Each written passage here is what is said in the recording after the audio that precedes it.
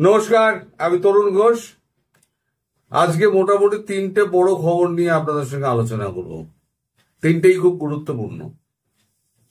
এক হচ্ছে আপনাদের ক্যান্টনমেন্টের কি অবস্থা, দুই হচ্ছে এই যে জুলাই প্রক্লেমেশনের যে খসড়া সেটা একটা তৈরি হয়েছে, তা নিয়ে কি চলছে, আর তিন নম্বর ইউনূসের তড়িঘড়ি দেশে ফেরা কেন।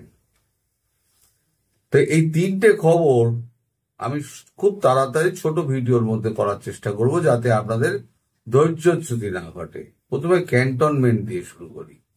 ক্যান্টনমেন্টের অবস্থা কিন্তু খুব খারাপ। কে কার পিঠ বাঁচাবে, এখন সেই অবস্থা। তারপরে যে ওই আপনাদের একটা চিঠি একটা যেটা জারি করা হয়েছে, একটা সরকারি একটা আদেশ, সেই আদেশনামায় বলা হয়েছে যে ওইখানে একদম লাল বিল্ডিং করে ক্যান্টনমেন্টের ভেতরে সেটাকে সাব জেল ঘোষণা করে সেখানেই বিচার করা হবে। এতে আগুনে একদম হিট পড়েছে, একবারে দাউ দাউ করে চলছে। এখন তো কে ভেতরে যাবে কে বাইরে থাকবে তার তো কোনো ঠিক নেই। এখন এই জুলাই প্রোক্লেমেশনে যে ঘোষণাপত্র হয়েছে, সে ঘোষণাপত্র সেনাবাহিনীর হাতে গিয়েছে। ফলে সেনাবাহিনীর ভেতরে একটা প্রচন্ড রকমের অস্থিরতা দেখা দিয়েছে। এর মধ্যে আবার এই একটা অনুষ্ঠানে, বোধহয় 20 তারিখ না কত একটা অনুষ্ঠানে একটা যাওয়ার কথা ছিল ওয়াকারুজ্জামানের, তিনি বোধহয় যাচ্ছেন না। লেফটেন্যান্ট জেনারেল শাহিনকে পাঠানো হচ্ছে। ওয়াকারুজ্জামান এখন ঘরের মধ্যে খিল দিয়ে প্রায় বসে থাকার মতো অবস্থা, বাইরে প্যারা কমান্ডো লাগিয়ে দিয়েছেন। এই হচ্ছে মোটামুটি অবস্থা। তবে ওয়াকার এখনো একটা ওই গিলোটিন থেকে মাথা বার করার চেষ্টা করছেন, যদি এখন এই সবার সঙ্গে মিলে মিশে যদি একটা কিছু করা যায়। কিন্তু বিষয় যেটা হচ্ছে, যে পয়সাটা তিনি জামাতের কাছ থেকে খেয়েছিলেন, জামাত তো সেই পয়সাটা উসুল না করে ছাড়বে না। আমেরিকা যেমন $29 মিলিয়ন এখানে খরচা করেছে, আমেরিকা তো $29 মিলিয়ন যতক্ষণ না তুলছে ততক্ষণ পর্যন্ত আমেরিকা ছাড়বে না। ইনভেস্টমেন্ট করেছে তো, ইনভেস্ট যেখানে হয়, তো ইনভেস্টমেন্টটা সুরক্ষিত রাখার জন্য কিছু একটা আদায় করতে হবে। আমেরিকাও আদায় করার চেষ্টা করছে, এখন জামাতও ওয়াকারের থেকে আদায় করার চেষ্টা করছে। প্রথমটা জামাত ফেল করেছে, জামাতের কথা রাখতে গিয়ে ফেল করেছে ওয়াকার। শেখ হাসিনাকে মারতে পারেনি, সেটা ভারতের জন্য। এইবারেতে যেটা মানে সেনাবাহিনীকে দিয়ে যেটা করানোর চেষ্টা করা হয়েছিল, সেটাও ওয়াকার করতে পারেনি। ফলে তিনি এখন চরম চাপে। এখন সেনাবাহিনীর একটা অংশ এখন দলমত নির্বিশেষে সব ধীরে ধীরে সব এক হচ্ছে জামাত ছেড়ে দিয়ে। জামাত ছাড়া মুক্তিযুদ্ধের সপক্ষে যারা আছে এবং যারা মধ্যিখানে ছিল, যারা এদিকেও সামলাচ্ছিল ওদিকেও সামলাচ্ছিল, মাঝামাঝি অবস্থানের মধ্যে ছিল, তারাও এখন মুক্তিযুদ্ধের সপক্ষে লোকেদের সঙ্গে জুড়ে গেছে। ফলে একটা শক্তি ভারী হয়ে গেছে। যে কোনো মুহূর্তে যে কোনো দিন একটা বড় ঘটনা ঘটতে পারে।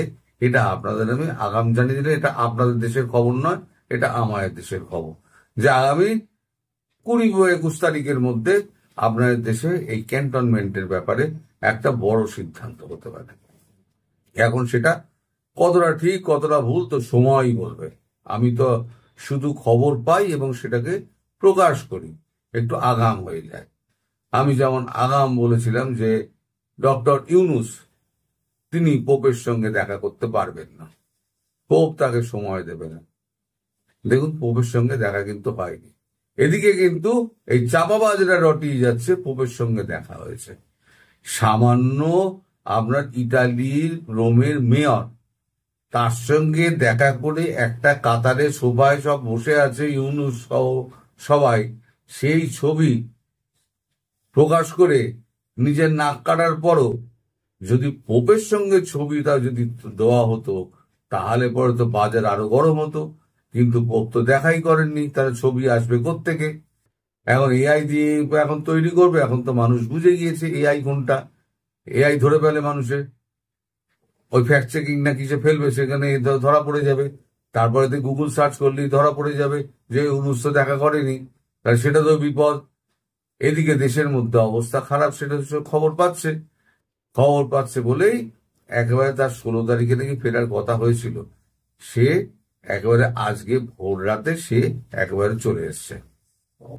এই হলো আপনাদের মানে ইউনূসের খবর। ইউনূস আরো একটা ঘাবড়ে রয়েছে এই কারণে, এই যে জুলাই প্রোক্লামেশন যেটা হয়েছে, জুলাই প্রোক্লামেশন যে খসড়াতে হয়েছে সেটাতে এখন এনসিপি তো প্রচন্ড নাচানাচি করছে। কারণ বলা হচ্ছে সেখানে খসড়াতে যে এনসিপি মানে একটা বিপ্লবী সরকার গঠন করা যেতে পারে। এখন বিপ্লবী সরকার যদি হয় তারপরে এনসিপির বারবারন্ত তারা নাচানাচি কাল রাত্রি থেকে নাচানাচি শুরু করে দিয়েছে। এখন সেক্ষেত্রে ইউনূসের বিপদ কোথায়?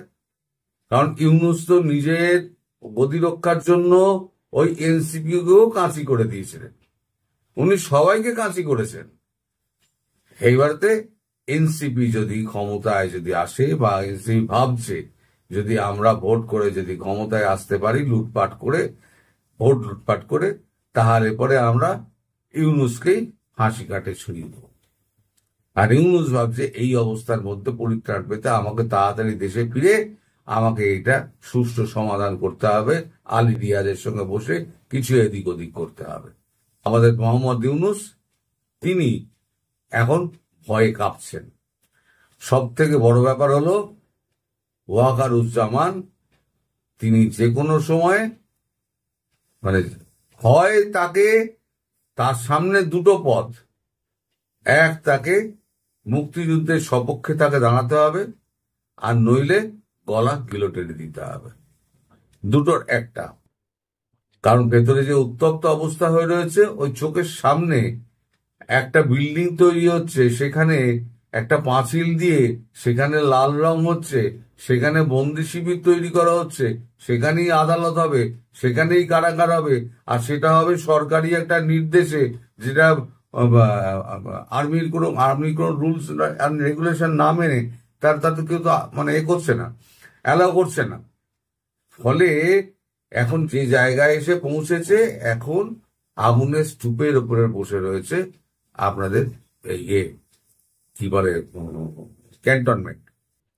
এখন সেখান থেকে কি করে এখন আপনাদের দেশ উদ্ধার পাবে, কি হবে না হবে সেটা কিন্তু এখনই বলা যাচ্ছে না। তবে হ্যাঁ, আমি কয়েকটা দিন কিন্তু ভীষণ রকম ক্রুশিয়াল, যখন তখন যা কিছু ঘটতে পারে।